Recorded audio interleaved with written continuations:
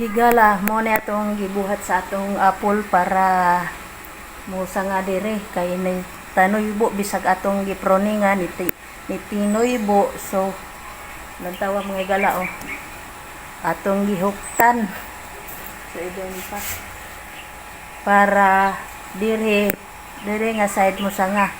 So muna atong buhaton mga higala sa atong mga prutas para dili mo tinoybo mo tag-as ra dito sa taas para magsanga-sanga. So inana i-band nato diya atong gihupot na so inana ra mga higala. Karon nga adlaw sa Pasko ani mga higala kay sa Pilipinas kay 24 man sa December. So magabubo ta sa atong mga tanom diri sa terrace. Labi na ning buwaka nga anindot ato ning bubuan mga higala. So anyway, ang akong buhaton karon magabubo ko aning buwaka nya kaning akong apple akong giplanuhan nga event. Tuwag apple event na ako kay ni tuybo sa taas ja wala jud ni sa nga bisag akong gipronoyngan. Pero una wasa ni silang bubuan kaning bulak ug kaning apples. So nisulod pa ko sa sulod mga higala kay nakuha kog tubig aron matas-taas po ning atong video. Sige, so di anak ko mga higala ibubuan na po nako daghanig bubo kay daghan si jag ugat.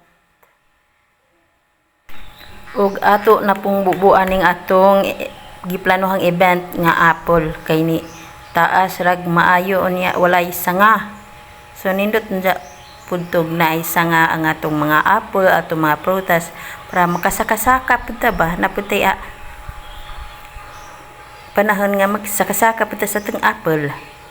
Ug may tinaybo ra pud nga ibang maglisid tag saka kay tambak na basa pud ta diay nagsaka nato jag mabali. So mo nang kinahanglang na isa nga para nabaw ra pud mamunga siya nabaw ra kaayo kay daghan magsanga. So diara ang hukot mga higala ato nang huktan ni i-pointer na to ng kamera diha kay watay tig kamera. So atong huktan ning atong apple.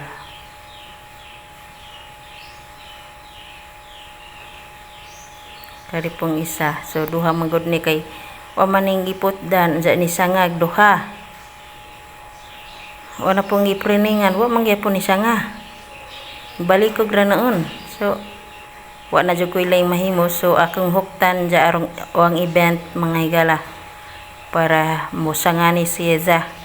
Mo na yung teknik mga higala sa akong prutas para musanga. Akong huktan din ang bawgon. Bent means bawgon. Ato ning hukot ari. Burag kabaw ni ugba ka nga atong gihukot. So iubos. Antawa. Musanga na nagdaghan mga higala. Unya dili na ta maglisod kung mamunga na dili na ta maglisod ug musaka manggali ta kay daghag sanga dili ta mahagbong. So atong akwaan og kuto kay gikuto na mga tilas mga higala. So lantawa so ipakita man gid na ho.